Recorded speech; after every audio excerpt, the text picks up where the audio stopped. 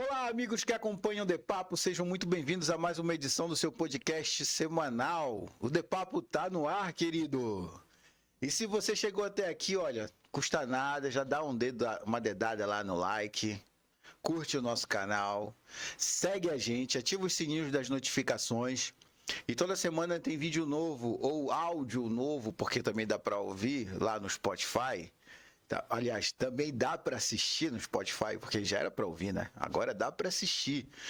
E se você se interessa pelos assuntos que está por aqui, dá uma olhada no nosso canal. Tem vários assuntos aqui, tem várias conversas com várias pessoas. Já passou muita gente bacana por aqui, vai passar muito mais. E hoje o The Papo vai falar sobre assistência social, meu amigo. Você sabe o que é assistência social? O que faz um trabalhador, um assistente social?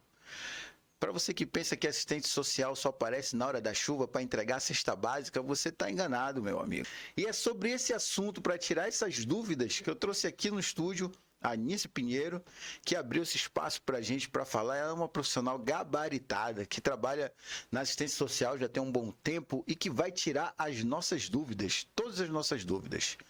E se você não sabe também, está ocorrendo um processo eleitoral dentro da organização desses profissionais.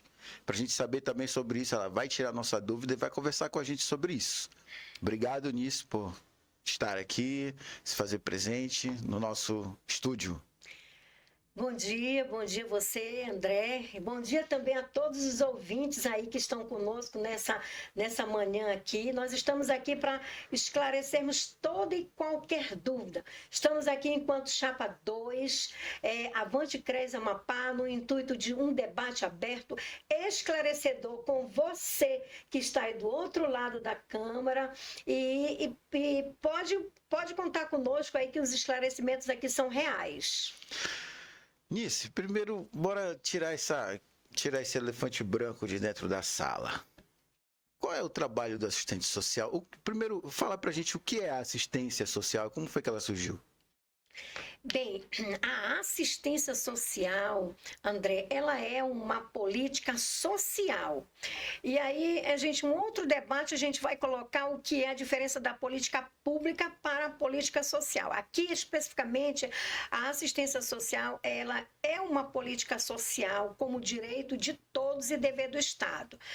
Ela é Assim como a saúde, educação, que também é uma política social, a educação, a habitação, ela está inscrita onde? Na Constituição Federal. Então, a assistência social é diferente de assistente social. Então, qual é a grande diferença aí? É que a assistência social é uma política pública de direito e dentro dessa assistência social nós temos uma gestão. A gestão é o secretário de assistência social para quê? Com o papel de gerenciar, de coordenar os programas, projetos, serviços e benefícios inscritos nas normativas do Sistema Único de Assistência Social. Então, nós temos vários programas, nós temos vários serviços, nós temos os benefícios socioassistenciais. E quem é que executa essa política social? Além dos assistentes sociais, nós temos outros trabalhadores do Sistema Único de Assistência Social. Então, a assistência social, ela é uma política social. O assistente social é uma profissão, é um profissional formado em uma universidade reconhecida pelo MEC para como ele sai de lá como assistente social, se formou em serviço social. Então, há muita confusão do assistente social para assistência social. Assistente social é o profissional que executa, está inserido nos vários espaços socioocupacionais, não somente dentro da política de assistência social. Aí nós temos inúmeros nichos de mercado para esse profissional de serviço social que é chamado de assistente social. Existe, então, um sistema único de assistência social tipo SUS também? Existe, inclusive, ele tem um formato muito parecido com o Sistema Único de Saúde. Ele é um formato, inclusive, o surgimento dele foi baseado no escopo da política de saúde do SUS. Ele surge em 2003, em uma conferência, num debate de conferência nacional. A partir daí, ele foi pactuado para todos os estados brasileiros. Então, o SUAS, que é o Sistema Único de Assistência Social, ele é um sistema de proteção social no âmbito da política de assistência social.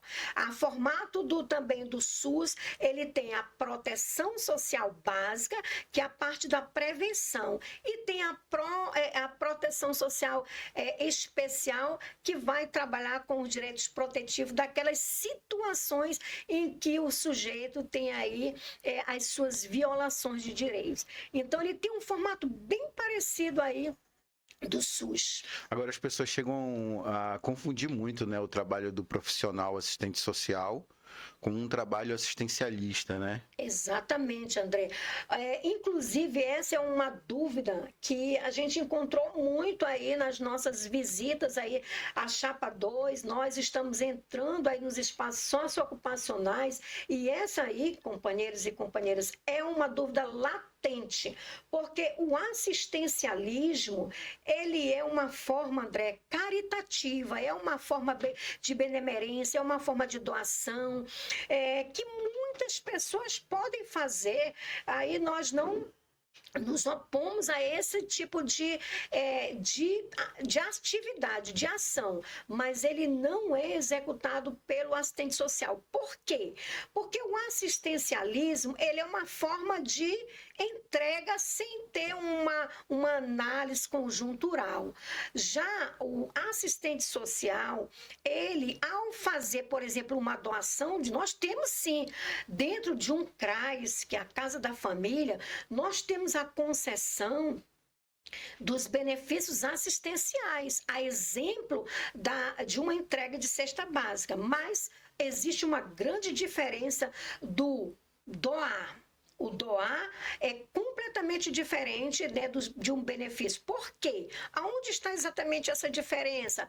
No momento em que o assistente social é acionado para entrega de um benefício assistencial na modalidade de cesta básica, ele precisa fazer um parecer, ele precisa fazer uma escuta, conhecer a realidade, como é que está a situação de insegurança alimentar e nutricional desse usuário, para inserir esse usuário nos programas, projetos e serviços lá do CRAS, para que ele possa realmente ter a sua proteção ali garantida. Ele não vai só receber, ele vai ser acompanhado por um serviço que a gente chama de PAIF, que existe dentro de um CRAS, que é a Casa da Família. Os bairros de maior vulnerabilidade aqui de Macapá tem um CRAS para receber esse usuário que está nessa situação de vulnerabilidade, pobreza extrema, para receber de forma eventual esse benefício assistencial, que é a cesta básica, mas também não só,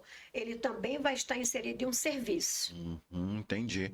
E é bom deixar claro mesmo, porque até assistentes sociais são colocados em condições realmente de assistencialismo, né? Eles são usados para isso. Enfim. E me fala uma coisa. Como foi que surgiu essa história de assistência social? Sim. Porque não era assim, bem formadinho, formatadozinho, no SUAS. Ele já existia antes de uma outra forma, né? A assistência social, ela ainda tem aí essa forma, muitas das vezes, mal compreendida por alguns gestores, porque ela nasce no seio ali da caridade, ela vem de uma história de dentro da Igreja Católica, o surgimento dela vem de lá. Mas em todos esses movimentos, nós nos juntando a esses movimentos sociais, ela vem tomando uma outra forma, uma outra formatação, e hoje ela atua na questão da mediatização do direito a ter direito. Então, o assistente social, ele mediatiza direito, porque quem concede os direitos fundamentais é um papel do Estado. Isso está na própria Constituição. Mas o usuário, muitas das vezes, não sabe a quem recorrer, não conhece os seus direitos, então ele vai até um assistente social para que o assistente social ele possa acessar esse direito, orientando, referenciando, encaminhando para a rede de proteção social.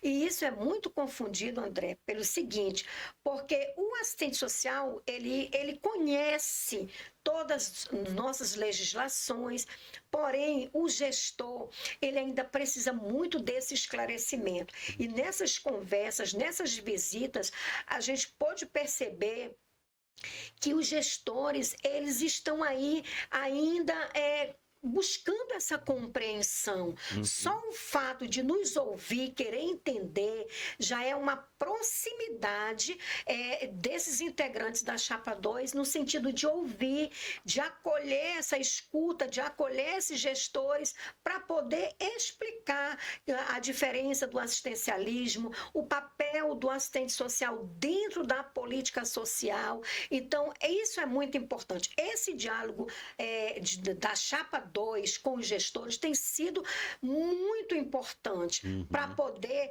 informar, para poder referendar o papel do assistente social, as suas prerrogativas legais, a sua atuação privativa. Nós temos nossas normativas legais, né, que fala quais são as atribuições privativas, quais são as suas competências, e muitas das vezes o próprio gestor, ele vai requisitar um serviço que na compreensão dele é uma competência do assistente social, mas aquilo não é uma atribuição. Ele passa a ser, muitas das vezes, aquela atribuição requisitada assistencialista. Então, compete ao assistente social e compete nós agora, enquanto Chapa 2, estarmos debatendo com os gestores para que essa compreensão seja melhor e maior esclarecida. O trabalho do assistente social, ele precisa estar inserido em alguns lugares, né? Bora falar um pouco da lei, que existe uma lei aí, né? Que foi aprovada, falta ser implementada em alguns estados, que é a lei sobre a importância do assistente social dentro da escola, por exemplo. Não só do assistente social, mas do psicólogo também. Fala um pouco pra gente dessa lei. Sim. Isso. Então, nós temos aí toda e qualquer lei, ela surge de um debate, né? Então, a nossa profissão, primeiro, ela é legalizada, né? Ela é normatizada pela Lei 8.662, de 93, que normatiza a nossa profissão enquanto profissão legalmente constituída a nível de Brasil. Então, esse é um debate legal dentro de uma legalidade institucional. E essa lei da inserção do assistente social e do psicólogo, ela surge de um diagnóstico. Ela surge de um diagnóstico que veio aí de um debate nas conferências. Por quê? Qual é esse diagnóstico? Ele surgiu para dar um parâmetro da grande necessidade. Por quê? Dentro das escolas existe muito, principalmente educação básica, existe muita violência. A gente percebe a violência, o comportamento da violência, que repercute a violência intrafamiliar, que acaba repercutindo no comportamento estudantil do discente, daquele aluno. Principalmente um aluno da educação básica, em fase de formação. E aí isso repercute na dificuldade do aprendizado, isso acaba contribuindo para a dificuldade de aprender, e acaba essas repetências, ou até mesmo evasão escolar. Então, esse debate na seara das conferências houve aí a grande necessidade da inserção do assistente social, não só o assistente social, mas também o psicólogo. Então, foi a partir daí que veio a lei já foi sancionada, a lei tramitou no Congresso Nacional. Então, falta alguns estados brasileiros, a exemplo do estado do Amapá, tomar por base esta lei para que a gente possa, de fato, aí, inserir o assistente social psicólogo. Por quê? Porque a gente percebe que dentro da educação básica nós temos não só dificuldade de aprendizado, André, mas também a gente tem situações de autismo, situações de TDAH, nós temos inúmeras situações que vai além do aprendizado, que precisa de um acompanhamento psicossocial, para poder, então, nessa equipe multidisciplinar, trabalhar ali não só os alunos, mas também o contexto familiar. Então, é muito importante a inserção do assistente social e psicólogo. É uma luta desta chapa, dialogar com os gestores para que a gente possa, a partir daí, a gente sabe que vai ter concurso para a educação, então é importante a gente ter um diálogo com os gestores para a gente informar da importância, para além do professor, para além do pedagogo, é importante esse olhar psicossocial. Por quê? Porque ele reflete aí nas consequências da dificuldade da aprendizagem, principalmente na educação básica. Então, essa é uma bandeira de luta desta chapa. E nós queremos aí falar para você que está dentro aqui do nosso plano, do nosso programa de proposições, que essa é uma bandeira de luta para um novo nicho de mercado, que é a inserção do assistente social. Eu sei que vai abrir um leque para o assistente social de empregabilidade, tanto para o assistente social quanto para o psicólogo. E como que nós vamos fazer? Nós vamos dialogar com o gestor, nós vamos dialogar com o Conselho Federal de Psicologia e com o Conselho Regional de Psicologia daqui do Estado, para que a gente possa nos unirmos em prol realmente deste debate com o governo, para que a gente possa mostrar a importância da necessidade desse acompanhamento psicossocial para esses alunos da educação básica. Muitas vezes a família chega na escola, né? Eu não sei se isso é real, não sei se tu já se deparou com uma situação dessa. Muitas famílias levam os filhos que ainda não estão nem diagnosticados, por exemplo, de autismo, vamos falar assim. E aí ela não sabe que caminho tomar na vida. De repente ela não tem nenhum BPC, nem nada, e ela já leva a criança ali para a escola e tenta inserir ela, né? Então acho que é nessa hora que entra um assistente ou não? Tô errado.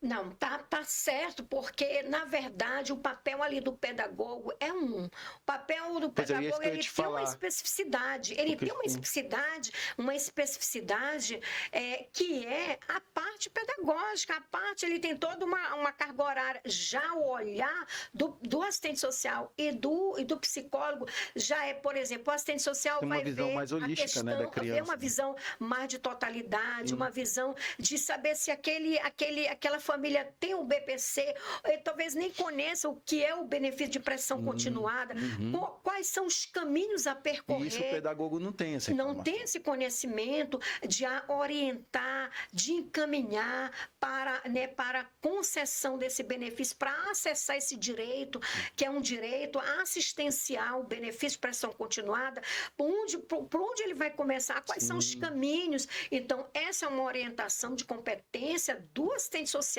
de orientar, de referenciar, de instruir. E então essa importância aí do assistente social nesse convívio aí com a educação, com essa família, vai contribuir e muito. Já o psicólogo vai ter a sua contribuição aí no sentido também de acompanhar as situações que perpassam. Outra situação muito que a gente identifica muito nas escolas é a questão da dificuldade do aprendizado. Muitas das vezes, André, essa dificuldade, ela vem de uma situação de violência intrafamiliar, muitas das vezes até de abuso sexual ou de exploração sexual, que a criança não fala para a família. Muitas das vezes o abusador está dentro de casa ou está próximo à família, e o assistente social no âmbito da escola, ele tem este olhar, né, de totalidade, compreender a historicidade dessa família,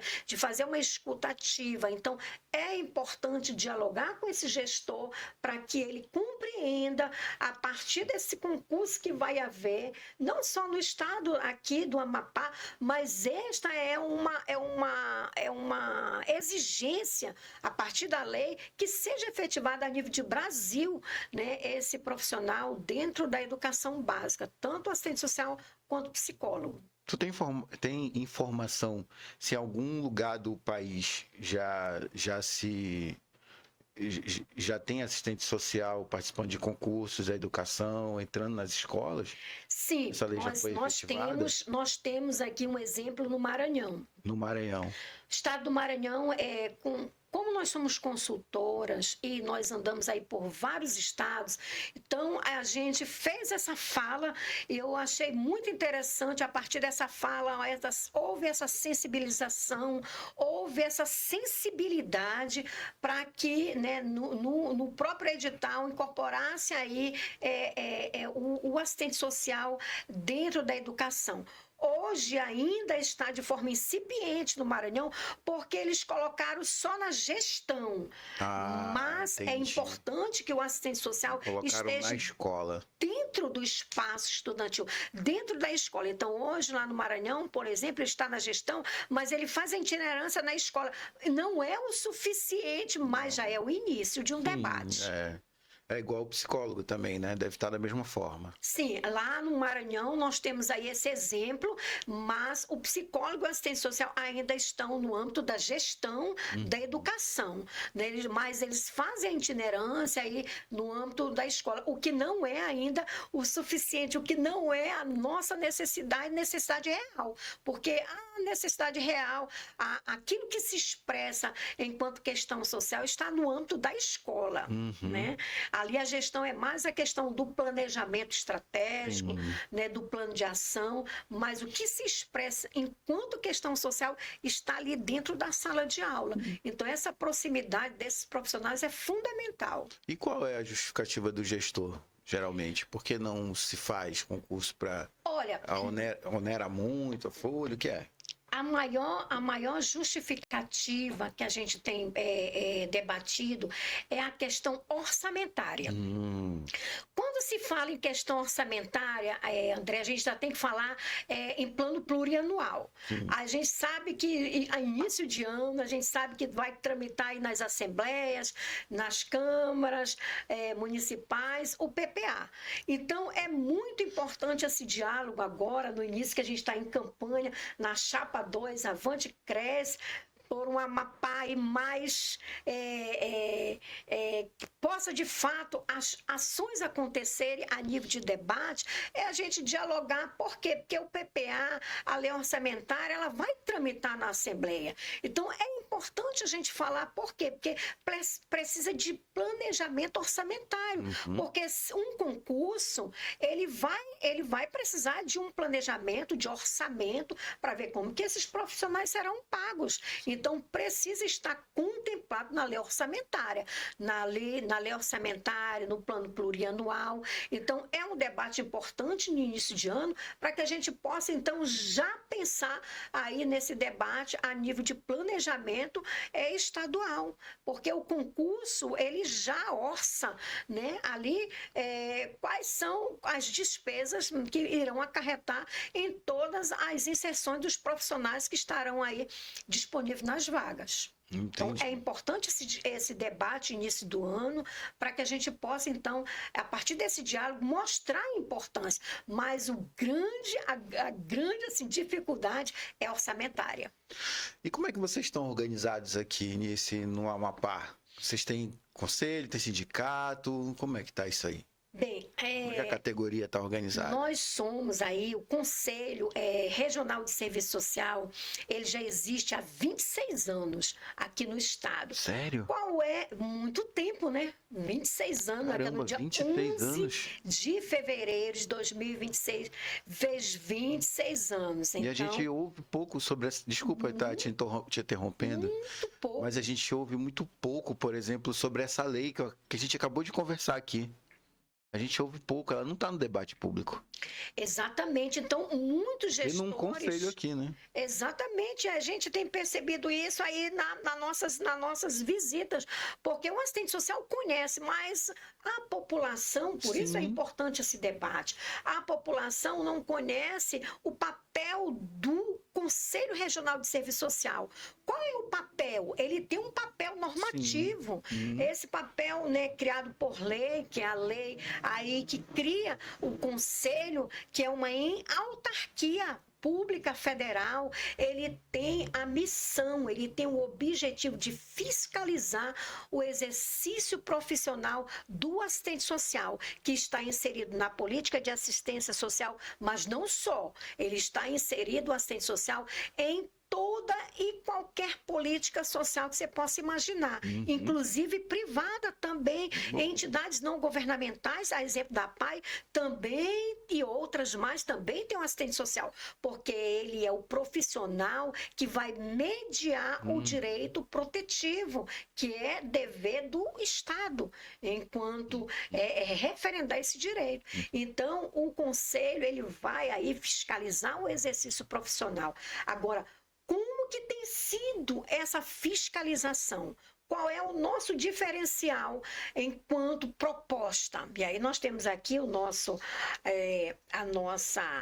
caderno proposta, né? Uma das nossas propostas até para combater, né? Até para ampliar esse debate que tá havendo aí uma incompreensão, até principalmente por parte dos gestores, do papel do Conselho Regional de Serviço Social, é justamente a territorialização. Eu penso que o Conselho Regional de Serviço Social atual, ele deveria ter avançado na territorialização. O que é essa territorialização? É estar é fazer visitação permanente, é sair do gabinete, lá do prédio do conselho, que fica lá na Henrique Galúcio, sair do prédio e fazer visitação, como nós estamos, André, aqui um planejamento para estarmos em todos os 16 municípios do estado, mas não somente conversar com o assistente social, mas também conversar com os gestores, para que a gente possa dizer, olha, o conselho tem este papel, tem esta atribuição, estas são as atribuições privativas do assistente social, porque a gente precisa conversar com a categoria, mas também precisa conversar com os empregadores para desmistificar essa questão do assistencialismo. Então, o nosso diferencial, e por que você deve votar na chapa 2, é justamente pela territorialização. Eu acho que o Conselho pecou nesse sentido, porque não adianta você trabalhar e estar mais próximo da capital. Os problemas, eles são diversos, são plurais, nesse estado tão plural. Então, nós precisamos estar próximos. Eu vou dar um exemplo para você. Eu trabalhei aqui, um exemplo muito concreto aqui, que você pode ouvir aí, que está do outro lado, que a gente mostra aqui a forma como nós vamos trabalhar. Eu trabalhei na saúde indígena e você sabe que para adentrar as aldeias indígenas é uma dificuldade, mas quais foram as estratégias? Primeiro, precisa de um planejamento estratégico. Planejar estrategicamente é dialogar com a população, dialogar com a categoria, para saber das necessidades reais, porque não adianta eu fazer um planejamento vindo de cima para baixo, eu tenho que que trazer as propostas de quem vive o problema. Sim. Não é isso? Eu não tenho como saber o problema de quem vive o problema, por exemplo, lá no Iapoque. Então, eu tenho que saber, quem tem que me dizer a dificuldade é o profissional que está lá. A exemplo da população indígena, que nós fomos fazer visitações nas várias aldeias, lá tem uma UBSI. Ou seja, é isso que nós queremos implantar. Nós queremos implantar o NUCRES. Porque o que é o NUCRES? É o núcleo descentralizado do Conselho de Serviço Social, para que ele se possa estar mais próximo lá, para que ele possa dialogar. E por que essa tem sido uma proposta aí de muito tempo da gestão e por que não tem acontecido? Nós temos a experiência nesse sentido. Nós implantamos aí no CRES, por exemplo, no estado do Pará, nós implantamos no CRES lá na região tocantina, que agrega os municípios de Garapé-Mirim, Barcarena e Abaetetuba. Então, nós fizemos primeiro um mapeamento de necessidade, um diagnóstico, fizemos uma formação, a partir da formação fizemos aí quais são um plano de ação que mostra o passo a passo, fizemos um plano de responsabilização, escolhemos numa eleição direta quem iria ficar responsável, ou seja, houve uma educação permanente, uma qualificação, uma educação continuada para que os conselheiros pudessem, então, estar acompanhando. E isso foi um grande avanço. Hoje é uma realidade lá, né, naquela região tocantina. Então, essa experiência nós queremos trazer aqui para o Estado. Queremos aqui levantar um diagnóstico dos municípios que têm uma maior dificuldade de estar aqui na capital, na sede, para a partir daí a gente implantar isso no CRES, mas trazendo a experiência consistente que a gente já tem, no sentido de já ter implantado numa realidade bem próxima à nossa, que é no estado do Pará. Nós não vamos fazer com base naquilo que, não, eu vou pensar, não. A gente já traz uma bagagem de experiência nesse sentido, André. Vocês estão organizados em conselho apenas, vocês não têm sindicato ainda? Nós, aí outro grande debate. Por quê? Porque aqui no Estado nós não temos ainda implementado o sindicato dos assistentes sociais. É um grande debate. Por quê? Porque o sindicato ele tem uma especificidade de demanda, que é a questão trabalhista. E a gente compreende que hoje nós temos uma precarização tanto no trabalho quanto principalmente na questão do assédio moral. Né? Então, isso é uma questão de adoecimento da profissão. No caso, o conselho não entra aí nesses méritos aí? Bem, no mérito da questão trabalhista, ele não entra. Quer dizer, não entra e entra. Entendi. Porque se a gente não tem um sindicato implantado aqui no Estado, mas a gente tem o papel, o dever de estar fazendo uma visita educativa a essas instituições, a estar aí com todo o conselho, ele tem uma assessoria jurídica. É claro que o papel do assessor jurídico do conselho, André, não é entrar com uma questão trabalhista contra o assédio moral, porque isso já dependeria da assessoria jurídica do sindicato. Mas pode orientar, pode ouvir, pode fazer aí uma audiência pública, pode também, principalmente, fazer uma nota técnica para essa entidade, pode fazer uma visita educativa com esse gestor, uma visita não é só de fiscalização e cobrança, mas uma visita de proximidade para dialogar com esse gestor aí, ou com essa profissional que está sofrendo assédio. Então, o nosso grande diferencial, e aí é com você, categoria, é somarmos esforços para que, junto com outros colegas aqui, profissionais que têm um desejo e um anseio de implantar aqui o sindicato, é que nós possamos apoiar. Por quê? Porque se a gente tiver um sindicato e apoiar a implementação desse sindicato, a gente pode andar de mãos dadas, cada um com a sua especificidade, cada um apoiando o outro, cada um com a área de atuação, mas com um objetivo conjunto, que é, né, evitar essas situações aí de assédio moral, a precarização do trabalho e estar mais próximo à categoria. E essa é uma base aqui das nossas propostas. E como é que a categoria tem conseguido resolver seus problemas, assim, trabalhistas, assédio? Como é que eles estão conseguindo resolver isso? Olha, o que eles falam para ti? Essa questão aí, a gente, né, é uma questão aí de implicação técnica e ética, né? Então, o que tem sido feito hoje?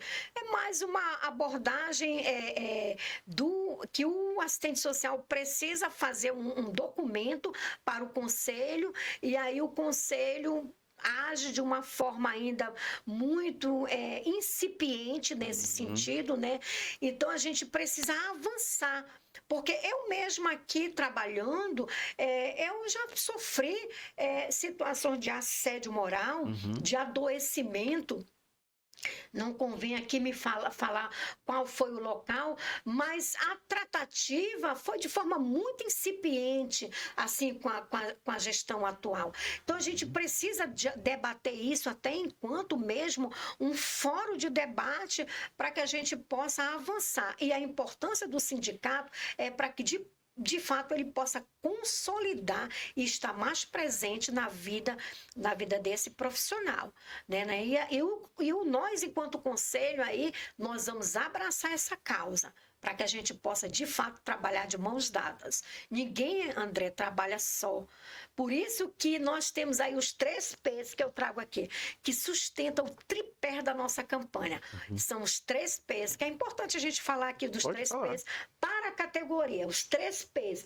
Primeiro, o primeiro P, participação genuína da categoria. Em que sentido? Nas proposições, que é o segundo P, propor, porque a gente precisa que você possa propor, possa dizer realmente quais são aí aquelas demandas que surgem aí no seu município, no seu fazer profissional. A participação é muito importante, né? Genuína nesse sentido. Parceria.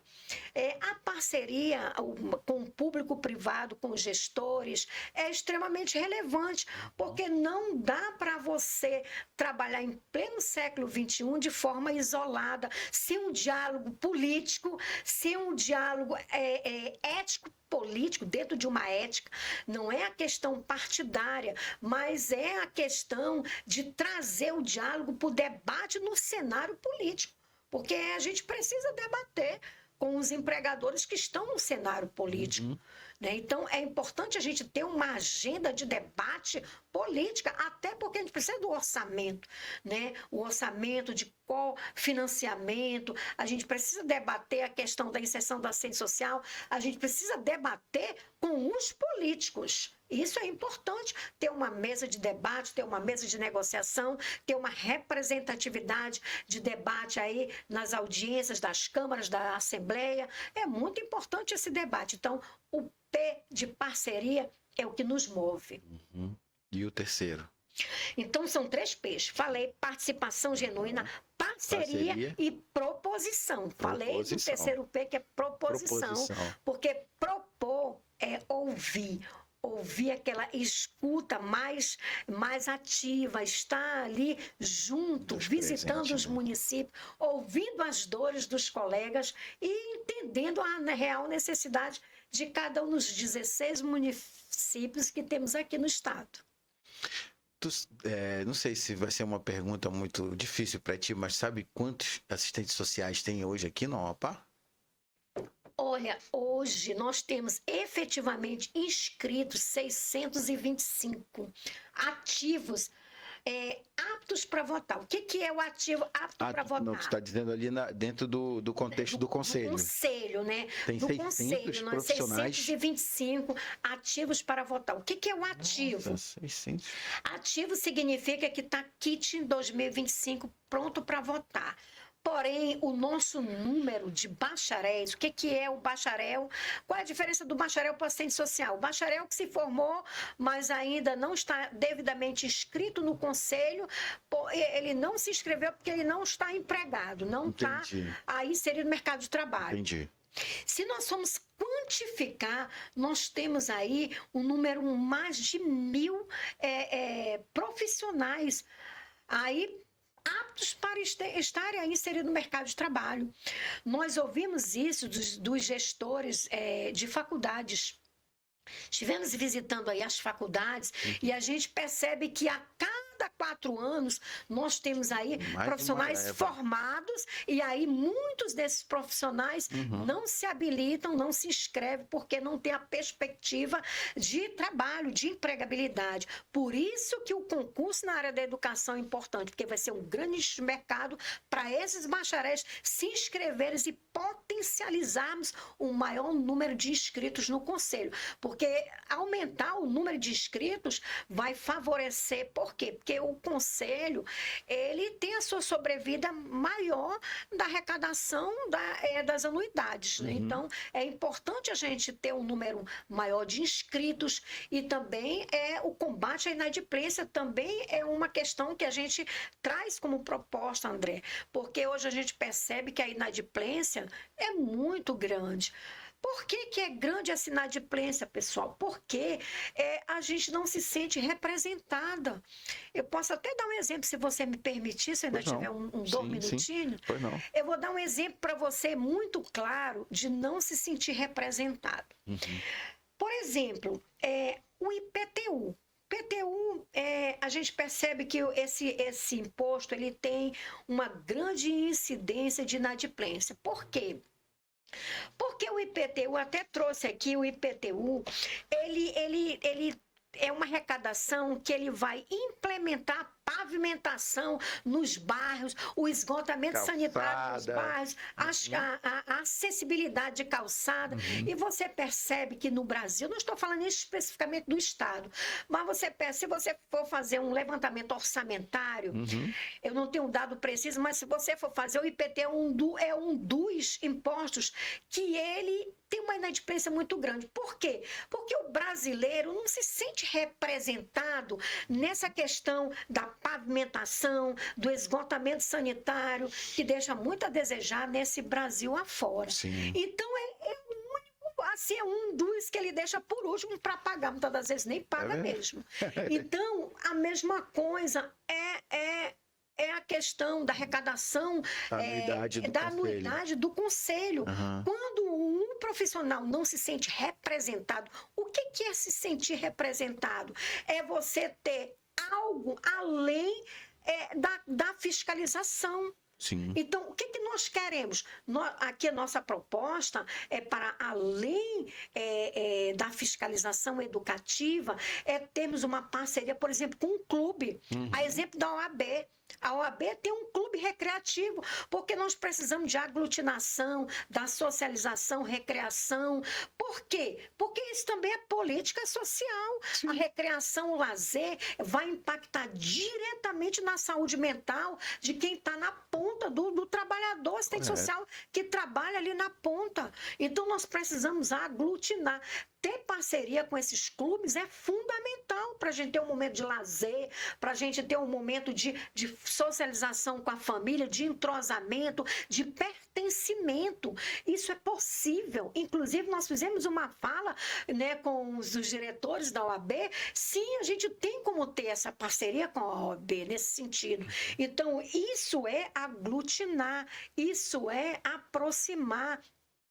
Isso estar mais próximo, estar partilhando. A gente não quer só pagar, a gente também quer, além do pagamento, ter uma proximidade maior em ações festivas, em ações educativas, né, para trabalhar principalmente a questão da nossa saúde mental, porque o assistente social, ele vive esgotado, né, no seu fazer profissional, no seu dia a dia. E isso é um diferencial que é uma realidade que a gente quer trazer para cá, para o Estado. Boa. E quando é que ocorre esse processo eleitoral aí do Conselho? Olha, esse processo ele ocorre nos dias 17, 18 e 19 de março. Está praticamente bem batendo na porta. Uhum. A gente chama você que está aí nos 16 municípios que compõem aqui esse estado tão diverso, tão plural, que é o estado do Amapá, para votar na chapa 2. Se você ainda não tem aqui a nossa carta dos 10 motivos para você votar na chapa 2, nós temos aí o nosso Instagram da chapa 2. Vai lá, clica, acessa. Nós temos também o nosso Facebook, Avante Chapa 2, Cres Amapá. Vá lá, entre, deixe suas proposições, compartilhe conosco sugestões. A ouvidoria, ela é muito importante porque ela vai trazer esse diálogo mais próximo de necessidade. Então, a gente quer ouvir você, quer conhecer as necessidades, as situações, mas evidentemente nós temos um cronograma de visitação em cada município. Nós vamos colocar nas nossas redes esse cronograma para fazermos uma roda de conversa com você que está aí nos ouvindo, para poder conversar olho a olho, tete a tete com você, com os gestores do seu município, para falar do assistencialismo, para falar das atribuições privativas do assistente social e para dialogarmos com você. Porque territorialização é isso, é estar próximo, dialogar, é conversar, é conhecer a realidade in loco, onde você está. E é essa a nossa proposta, estarmos aí junto com você para conhecer de fato e de perto essa realidade e de trocarmos ideias, trazendo junto aí de todos vocês essa realidade e as proposições que estão vindo aí de você. Essa é a nossa proposta. Boa, bacana. Importante a gente trazer esse assunto aqui porque, olha, eu não sabia que existia essa lei que fala sobre a importância do assistente social na escola. Eu não sabia que existia essa lei, né? E é importante a gente ter conhecimento sobre esse assunto. Eu quero te agradecer.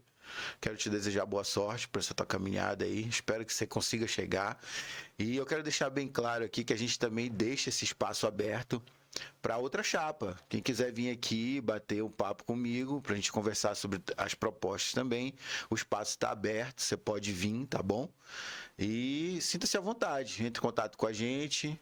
A gente tem um número de telefone lá nas nossas redes sociais, tem a nossa caixa de mensagem também, que você pode entrar em contato com a gente aí, pessoal da Chapa 2, ou Chapa 1, tá bom?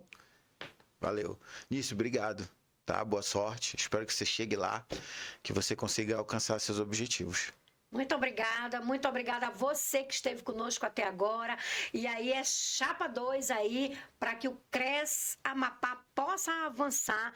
Nós contamos com você, contamos com seu voto, contamos com a sua parceria, mas contamos principalmente com as proposições que possa vir de você para que a gente possa implementar o nosso planejamento estratégico participativo, com a sua participação ativa para que realmente as coisas possam avançar, as ações possam avançar no nosso CRES, principalmente a nossa acessibilidade. Nós precisamos aí ter um espaço mais estruturado, um espaço com acessibilidade, com uma recepção mais confortável para receber você que vem nos visitar, que vem aí para as nossas formações, para as nossas comissões, mas também nós possamos estar aí com você no CRES, que com certeza serão formados. Meu muito obrigada e um bom dia. É isso. Então, se você chegou até aqui, ó, pô, não se inscreveu, se inscreve aí, dá um like aí no nosso vídeo, que não custa nada, coisa rápida, assim, não vai doer nada. Só dar um likezinho aí no nosso vídeo para chegar para mais pessoas, para mais assistentes sociais e para mais pessoas também aprenderem um pouco mais, saberem um pouco mais sobre o que um assistente social, o que o Conselho de Assistência Social pode fazer pela sociedade e pelos seus profissionais. Muito obrigado, agradecer aqui a Margot, que está ali no comando das máquinas, Vanessa Nascimento, nossa produtora também, e você que nos assiste aí. Muito obrigado e até a próxima. Fui!